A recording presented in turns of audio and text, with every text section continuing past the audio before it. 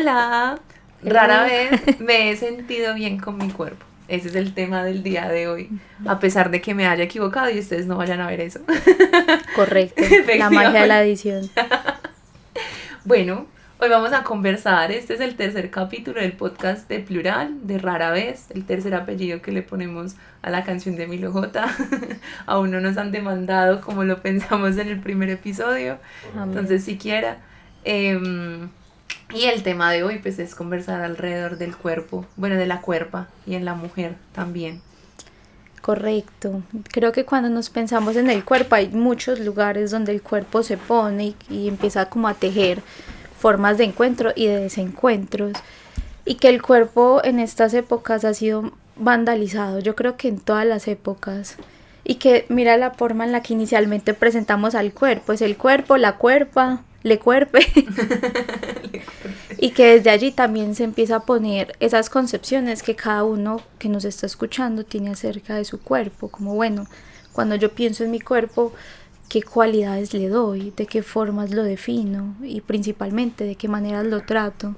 Entonces, cuando le propuse este tema a Ana, surgió a raíz de una conversación que tuvimos por un desahogo por Close Friends, que era bueno, cuando una pueda sentirse cómoda con su cuerpo, si constantemente las redes sociales, las formas de belleza, de hegemonía, están constantemente contradiciendo el discurso del cuerpo que se mueve, del cuerpo que envejece, del cuerpo que no siempre se ve bien. Y que en ese sentido yo le hice la propuesta, como ve, traigamos este tema, porque creo que la sensación incómoda acerca de nuestro cuerpo, creo que todos la hemos habitado en algún momento. Entonces, sí, creo que la primera pregunta es como cuando nos pensamos en el cuerpo, pues vos qué te pensás en tu cuerpo, qué emerge. Es que es bien complejo porque hace un tiempo le escuché a Santi, que está detrás de cámaras, algo que creo que interioricé e hizo mucho clic conmigo y fue el tema de que el cuerpo es el primero que responde. Total. Y me parece algo súper bonito porque aunque mi resistencia incluso a hablar del mismo cuerpo había generado que yo dejara de lado toda conversación, tanto desde lo profesional como desde lo personal con el cuerpo, esa frase también hizo como cierto cambio en mí, fue como no, venga, sí, total, o sea, mi cuerpo es el que interactúa con el mundo, pues incluso sobre él se ejercen ciertas cosas, pues y en términos biopolíticos, no sé, se ejercen sistemas de control y de poder y demás, pues mecanismos de control y de poder. Entonces es complejo porque para mí sí, total, es el primero que reacciona y es el primero que responde, pero al mismo tiempo es el que interactúa todo el tiempo con el afuera, es el... Ah, bueno. Tuvimos un daño, Un fallo un de fallo luz. técnico. Vamos a ignorar que eso pasó, listo. ¿Por qué se fue la luz? No, hombre. Podemos poner esto en... Sí, pónganlo en negro. Después de esta pausa comercial, fallo técnico, ¿yo qué estaba diciendo? Ah, bueno, el cuerpo como el primero que responde. Sí. Como que a pesar de que lo he entendido y eso ha generado como también ciertas conductas alrededor de mi cuerpo, hay una parte de mí que como que lo trata de negar. Como que trata de erradicar la existencia del cuerpo. Como no existe, porque en el momento en el que le preste atención sé que probablemente me voy a obsesionar como con ciertas cosas de mi cuerpo, entonces como no, prefiero ignorar que tengo cuerpo. Okay. Lo escindes. De hecho, eso me recuerda mucho a la metáfora de Platón y a esta imagen del cuerpo como recipiente que guarda el alma y que cuando vos te morís, pues el alma trasciende y el cuerpo pues se entierra. Y me parece muy doloroso, porque si el cuerpo es el primero que responde, también el cuerpo podría decirse que siente. Y no podría decirse, creo que puede ser una aseveración. El cuerpo siente y el cuerpo responde. Y hay algo que, por ejemplo, se habla desde la psicología y es esa diferencia del síntoma que se proyecta en el cuerpo y que el cuerpo solamente es un emisor del síntoma o el cuerpo también responde ante el síntoma. O sea, no es solamente que la mente y los pensamientos recaigan sobre el cuerpo, sino que el cuerpo también tiene esa capacidad de movimiento. Ejemplo, esto es algo que me dio mucha risa cuando pasó. Yo iba a ir al baño, pero no fui al baño, terminé en la cocina y me quedé de pie en la cocina pensando, ¿yo por qué estoy acá? Y me di cuenta que tenía hambre. O sea, inconscientemente me moví, mi cuerpo se movió a la cocina en vez de ir al baño, y eso también habla de una sabiduría organísmica que se habla en la psicología Gestalt, que son términos que después podrán buscar en internet. Pero acá más que irnos como a las terminologías, también es, creo que hay una tradición judeocristiana, pues tomando con lo que tú conversas, y es el cuerpo es el lugar donde se pone el castigo. Entonces el cuerpo es el vandalizado, los cuerpos trans, los cuerpos diferentes, los cuerpos que no entran en el canon de belleza, son los cuerpos que son maltratados. Y si nos vamos a esto, el 95% de esos cuerpos terminan siendo maltratados, incluyendo todos los cuerpos de todos los que estamos acá. Yo creo que, bueno, hay que hacer un pequeño disclaimer que aunque nosotras somos psicólogas, creo que ninguna ¿Verdad? de las dos trabaja sobre TCA, importante. Correcto. O sea, creo que ninguna de las dos trabaja sobre eso. Entonces, desde la responsabilidad como psicóloga, más allá de no ser muy experta en temas de TCA, también lo pensaba en el hecho de que es bien curioso como que el cuerpo reciba el castigo de algo que se elabora psíquicamente. Entonces es como, no sé, yo en alguna forma percibo como esa concepción simbólica que yo hago de mi cuerpo, aún así no sea representativa del organismo, y hago como toda esa representación simbólica, y a partir de esa representación que yo me hago de mi propio cuerpo, le ejerzo ciertas cosas. Entonces como lo castigo, dejo de comer, o lo exijo a más de lo que incluso puede, solamente como como por esa elaboración, incluso aun cuando el cuerpo no lo necesita. Yo creo que ese también, Sí. el ejemplo que tú dabas es el ejemplo perfecto de que el cuerpo, bueno, o el organismo tiene cierta sabiduría y tiene cierto saber sobre lo que necesita en el momento, pero esa elaboración que hacemos sobre el cuerpo impide que el organismo incluso muchas veces funcione de maneras como sanas, digámoslo así. Y que a eso le conocemos como la autoimagen, o bueno, así lo nombramos los psicólogos, que la autoimagen es ese conglomerado de percepciones y la forma en la que nosotras definimos nuestro propio cuerpo. Y que aquí entra algo pues muy bonito que leí hace mucho tiempo de un lacaniano, que era: somos la mirada de un otro que nos observa. Cuando vemos nuestro cuerpo no solamente vemos a un cuerpo, sino que vemos lo que el otro cree ver de ese cuerpo, lo que yo percibo que el otro ve en mi cuerpo, que ahí es donde, no entrando a los TCAs, porque creo que el punto tampoco es entrar a diagnosticar, o lo que hace la psicología en redes sociales, que es sobrediagnosticar, sino entender hasta qué punto eso es un malestar significativo en nuestra vida, que no tiene que ser algo que entre en un DSMI o en un CIE-10, pero que sí llega un punto en el que nos cuestionamos: si me pongo esto, el otro cómo me ve. O es que, pues yo he visto videos en redes sociales de, es que para tu tipo de cuerpo te tienes que poner ese tipo de ropa, porque esta otra no te queda bien, y es como, ¿y por qué no? Entonces acá creo que entra eso de, cuando yo me miro, ¿qué estoy viendo? ¿A quiénes estoy viendo? Que acá entra una pregunta también, y es, ¿qué implica ser mujer en Medellín? Como la narcoestética, porque creo que esto es algo que las mujeres de Medellín compartimos, y es que se habla mucho de la belleza de las mujeres paisas. Entonces me acuerdo una vez que fui a Bogotá, yo no hablo paisa, mi mezcla es un rolo pastuso, pues una mezcla muy curiosa. Yo soy de Pereira, y un Ve, no sabía chico, ese dato. nací en Pereira, viví 2 años y me vine a vivir a Medellín. Igual es eje cafetero. El punto es que en Bogotá un chico me dijo: ¿y usted por qué no habla paisa? Hable, ¿usted por qué no habla así? Entonces, claro, entra también el canon de belleza estético de lo que es una mujer paisa, y también hay que tener en cuenta la historia de Medellín, y que bueno, acá hubo una narcocultura, y como era una mujer bonita, una mujer chimbita, pues como se nombra, 90-60-90, cabello largo, ay, que hable así, pues como que también es. Como Karina en la casa de los famosos. No dije nada. Pero por ejemplo, Karina representa una imagen hegemónica de una narcoestética. Y que ella como que incluso fuerza mucho también a hablar así, porque uno la escucha hablar normal, pues normal, digamos, como sin toda esta pretensión de hablar muy paisa, y ya no está hablando así como, ay amor, hola, ¿cómo estás? Sino que hablan como pues sin forzarlo. Entonces Total. también es como que esa necesidad de cumplir el estereotipo incluso desde el habla, es bien complejo. Y que en cada ciudad y en cada lugar del mundo habitar el cuerpo es diferente, como que no es lo mismo habitar un cuerpo paisa Ujú. en Corea del Norte, no, porque qué peligro, pero en Corea del Sur, que por ejemplo para Corea del Sur una mujer que pese 50 kilos y mida unos 60 ya está en sobrepeso. Entonces también qué implica tener un cuerpo en la ciudad que habitamos, y que creo que es una pregunta para los que nos escuchan, como ustedes cómo habitan su cuerpo en la ciudad en la que están, porque inclusive acá conversamos nosotros que en Bogotá se maneja mucho más la apropiación corporal en cuanto a las estéticas. Entonces Las visten modas. diferentes, las modas son más disruptivas, más expresivas, mientras que en Medellín hay un canon un poco más rígido. Entonces también, volviendo a la pregunta que hacía, es, para vos, ¿qué es ser mujer en esta ciudad? Es que es bien complejo porque con el ejemplo que tú das de Bogotá, a mí me encanta Bogotá. Yo no sé, Ay, la moda en Bogotá es... yo amo Bogotá con todo mi corazón. No vivo allá solamente como porque siento que el caos me abrumaría, pero si no estaría allá viviendo con tranquilidad. Y yo creo que es que en Bogotá pasa algo.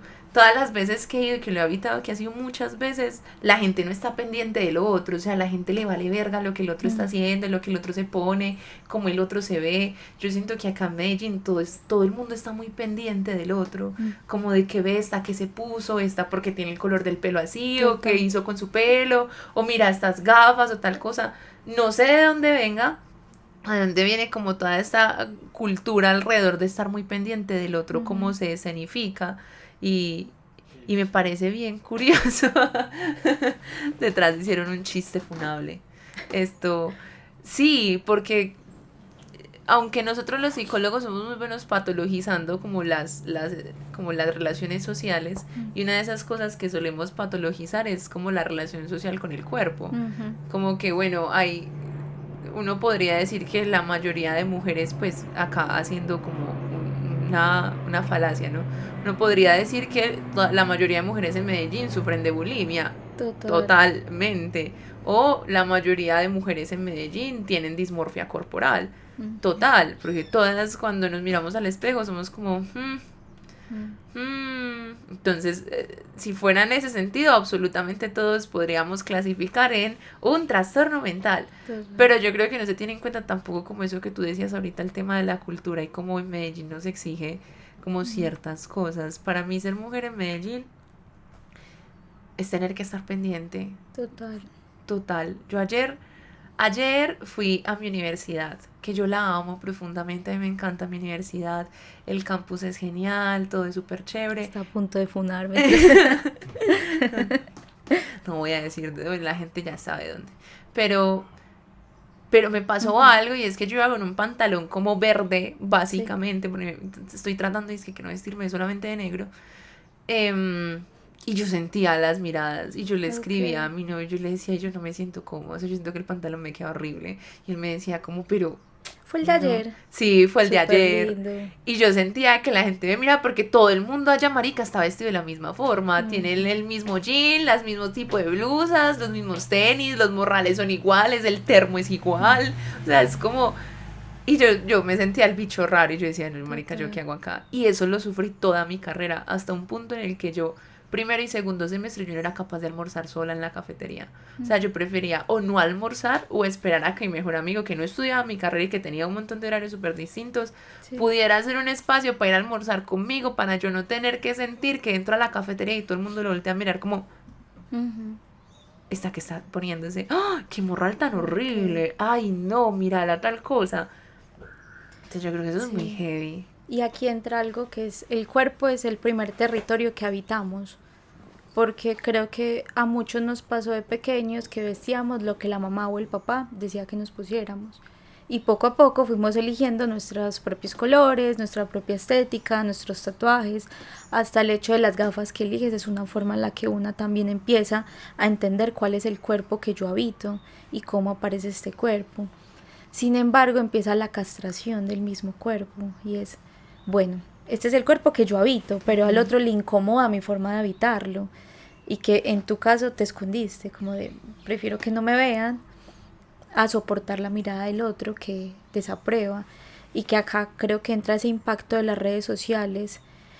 Yo no sé a qué generación le estamos hablando, pero me acuerdo un capítulo de Los Padrinos Mágicos en el que Les todos falta- eran como grises y Timmy, que era el Ay, personaje sí, principal, era de estaba color. rosadito.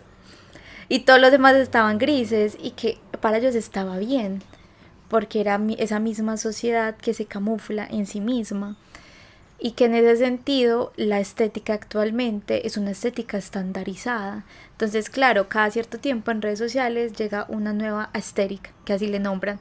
Entonces el goth aesthetic, el coquette aesthetic, y que es una forma de maquillarse, una forma de vestirse, una forma de vivir su estética de una forma específica.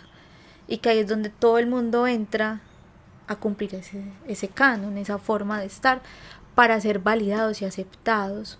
Y que claro, las redes sociales es una forma parasocial de estar con el otro, o sea, pues Kim Kardashian no te va a responder el mensaje cuando tu novio te termine, pues ella no va a hacer eso, ella te va a mostrar el maquillaje que usa, la ropa que se pone, los lugares que visita, y que en ese mismo sentido yo interactúo es con eso, y que a mí me ha llegado mucho a consulta jóvenes y jóvenes adultas y adultos, hombres que se sienten incómodos con su estética, pero finalmente ese cuerpo que tú habitas, cómo decides habitarlo, pero también cuáles son tus formas de existirte. Entonces, una mujer es que me siento muy espaldona porque es que pues mi cuerpo parece un macho, entre comillas, porque eso es un estereotipo, pero practica natación y es bueno. La natación indudablemente hace que la espalda se ensanche, pero también el cuerpo es un órgano que va más allá de ser bonito, pero se objetiviza, porque al objeto yo le puedo poner cosas. Es como al celular, yo al celular le puedo poner el estuche, esos muñequitos que muestran la nalga que no les pegan la parte de atrás, los audífonos, es algo que se puede revestir y que el cuerpo también se ha convertido en ese objeto que se puede revestir. Entonces yo te vendo los moñitos para que entres en la moda coquette, yo te vendo esta cirugía que hace que el párpado no se te caiga encima y que te veas con los ojos más abiertos. Eso me hizo pensar dos cosas, escuchándote como que pensaba, uno, en que definitivamente uno, como que una puede identificar estos temas de la autoimagen, sobre todo, por ejemplo, en las personas que están como haciendo un tránsito de su género. Sí, total. Porque pues yo quedé acompañada también con estas diversidades. Hace tiempo tuve un caso de, pues, de un chico trans que en el momento en el que decide hacer su transición y está como en el proceso, empieza a preguntarse como del, bueno, si ahora se supone que yo estoy como ejerciendo un performance social desde la masculinidad, ¿cómo me tengo que ver? Entonces era como, es que no me sale barba, no me está funcionando el minoxidil porque no me sale barba, es que sé que tengo que ir al gimnasio y me tengo que matar porque es que este cuerpo está demasiado feminizado, entonces tengo que ponerlo más fuerte. Yo le hacía la pregunta como, bueno, pero ¿qué clase de hombre quieres ser tú? Porque una cosa es que quiera ser pues un hombre estereotipado bajo la cultura paisa de que tiene la barba súper pulida, el tipo, el mismo motilado que tienen todos los hombres en Medellín, la misma ropa, la misma corporalidad, entonces es como bueno, ¿qué tipo de hombre quiere ser también? Porque muchas veces en ese tránsito uno lo ve específicamente que es como, ah, listo, entonces si yo ahora he decidido que voy a personificar como una masculinidad, empieza la pregunta por la masculinidad desde qué lugar. ¿Y cuáles son los referentes que tenemos? Pues masculinidades como muy rígidas también, sí, muy estereotipadas, y como que buscan también, y eso genera un malestar enorme, porque entonces sienten que en el momento en el que no cumplen con ese estereotipo de la masculinidad, entonces no pueden ser hombres, incluso aún cuando ya han hecho todo el tránsito, aún cuando ya tomaron la decisión, cuando ya se nombran desde ahí, cuando cambiaron el nombre, y aún así existe como ese choque como de pucha, pero es que para que el otro me reconozca, y es que eso también el papel social que sí, tenemos de, ay, es que usted, pero es que no parece que fueras, no parece que fueras. Entonces el no parece que fueras también es el, no parece que fuera, entonces tengo que parecer que soy. Y el parecer que soy implica también muchas cosas que a veces son incómodas incluso para uno mismo. Y que creo que acá se anula mucho la historia de ese mismo cuerpo. Yo hago a veces un ejercicio en consulta que es el reconocer la historia de tu rostro, pues que lo pueden hacer en casa. Y es verse al espejo y preguntarse, ¿mi rostro de dónde viene? Pues qué raíces tienes, indígenas, aztecas, de qué ciudad creo que yo nací o de qué ciudades creo, si tiene raíces árabes, cuántas personas en el mundo tuvieron que encontrarse para llegar a mi rostro. Entonces ahí viene toda esa descendencia ancestral de papás, abuelos, bisabuelos. ¿Cuántos mares tuvieron que cruzar estas personas para que mis ojos no fueran achinaditos sino redondos? O que mis labios no fuesen grandes sino pequeños. Y que creo que aquí es donde también es un momento de reflexionar acerca de esa historia que lleva mi rostro es mía y me pertenece. Y esos ojos, esos labios, esas cejas son de mi papá, son de mi mamá, son de mi abuelo. Como, ¿dónde está la historia de mi cuerpo y por qué estoy tan afanado en cambiarlo para que entren otras estéticas? Que es, por ejemplo, lo que nombras de, bueno, si una persona está transicionando, bueno, en ese proceso de transición, también cómo reconoce su historia. Y yo creo que la historia, por ejemplo, en nosotras, pues en la narcocultura paisa, que obviamente pues se puede datar en dónde, en qué momento, pero yo no lo sé específicamente. Entonces lo pregunto como en qué momento decidimos que la mujer tenía que ser un objeto de consumo, hasta tal, con unos criterios muy específicos, mejor dicho. Porque si lo pensamos, es que, es más, tengo un ejemplo. Mi mamá me obligó a hacer como unos 6 meses de catequesis para hacer la maldita confirmación. Pues, pero una cosa. Y una vez, uno de los como muchachos que estaba acompañando el grupo de catequesis, me dijo, dice, es que tú tienes una belleza muy exótica. Y yo, ¿qué me estás queriendo decir? ¿qué me estás queriendo decir? Me dijo, sí, es que no es la típica belleza paisa. Y yo no sabía si eso era algo bueno o era algo malo. Porque claro, todas mis compañeras en el colegio, que yo estoy en un colegio como muy high, muy top, eran como pues las típicas súper bonitas, con el pelo negro súper largo. Yo me tinturé el pelo de rojo muy chiquita, entonces también era como, no, yo era la distinta. Yo decía, no, marica, entonces si yo soy la belleza exótica, pues estas que son la belleza como que todo el mundo va a escoger, y a quién le gusta lo exótico, quién lo va a escoger. Y yo sentí eso, y creo que eso también nos pasa, como que Sí. en el momento en el que una se diferencia también de esa estética, por más de que quiera hacer la resistencia, igual una como que no se ve bonita, que es como, soy tan distinta, soy tan exótica, que yo no sé si eso va a gustar. Y que se hace una la pregunta, pues Sí. por más de que no debería de hacerse la pregunta de si le va a gustar o no al otro, la pregunta existe. Y eso es bien, bien incómodo, porque entonces es como, la belleza es exótica solamente porque no es paisa y no es del pelo negro largo hasta la cintura. No es que yo creo que aún en mi época lo que pedían las niñas de 15, si me pasó en mi colegio, pedían la operación de los senos, de regalo de 15, a mí aún me pasó eso. Entonces era como, no tiene la operación de los senos, no tiene las nalgas como súper grandes y levantadas y a la perfección, no está delgada, los labios como muy, no sé si gorditos, no sé cómo decirlos, la nariz operada. O sea, es un montón de cosas que todo engloba, y que incluso quienes vienen a operarse directamente aquí a Medellín, que esto es como un boom en el exterior, que son como los cirujanos plásticos de Medellín, son los mejores, todas quedan igualitas. O sea, es súper charro, porque uno ve a gente en las páginas como de Instagram del cirujano plástico, y todas quedan igual, todas quedan exactamente igual, con la misma nariz, con los mismos labios, y uno dice, pero ¿qué está pasando? Entonces, y que igual pues si una se quiere operar, pues haga lo que él le haga. Sí, total, pues, pero ¿a qué responde esa operación?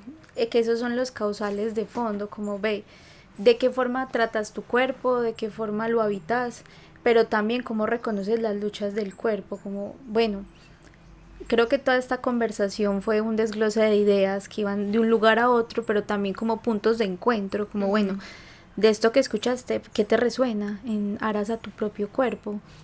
Y cómo mejorar la convivencia con el cuerpo, porque siento que el cuerpo, como tú dices, queda descendido. Entonces uno habla de la mente, del alma, y el cuerpo queda en la tierra, en lo muerto. Pero si este cuerpo desfallece, el cuerpo es supremamente frágil. En estos días me caí de la moto y me salieron 1000 morados, y yo, pero what the fuck. Y es como el cuerpo es frágil, también yo como lo conmemoro, como lo respeto, pero principalmente cómo reconozco cuál es mi forma de habitarlo. Y que cuidar el cuerpo no es ir al gimnasio y Total. comer bien solamente. Y sobre todo pues porque muchas, yo he escuchado y lo he escuchado en consulta, no van al gimnasio porque digan, wow, qué divertido ir al gimnasio, sino porque lo sienten como una obligación. Total. Entonces, Exacto. Cuidar el cuerpo no es solamente ir al gimnasio, comer bien, sino cuidar el cuerpo, pues además de dormir bien también, es también Sí. poder vestirlo como gusta, poder hacerle Exacto.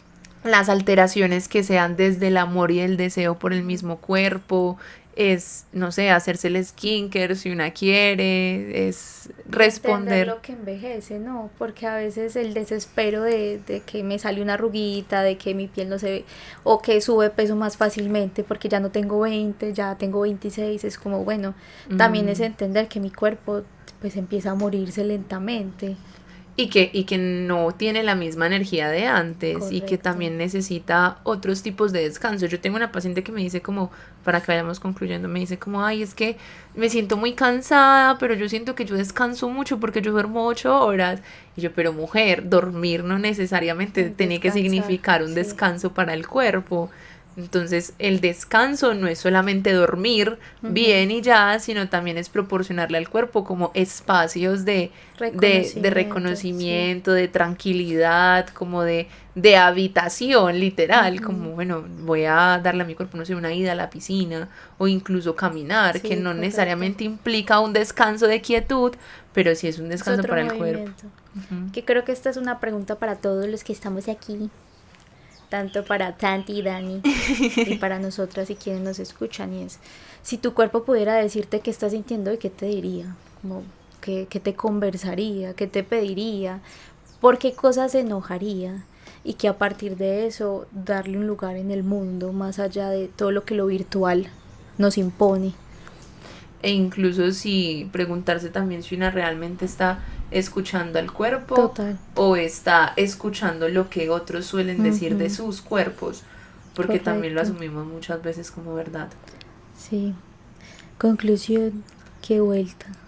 Qué bueno, mera vuelta, mera vuelta. Conclusión, el cuerpo necesita ser escuchado y bueno, creo que esta conversación nos permite reencontrar al cuerpo que está acá también con nosotras. Cuerpo existe, que estamos Sí. además casi de los mismos Ay, colores. sí. Los Match. cuerpos se ponen. De acuerdo. Bueno, Bueno, nos vemos en la próxima. besos y abrazos. Picos.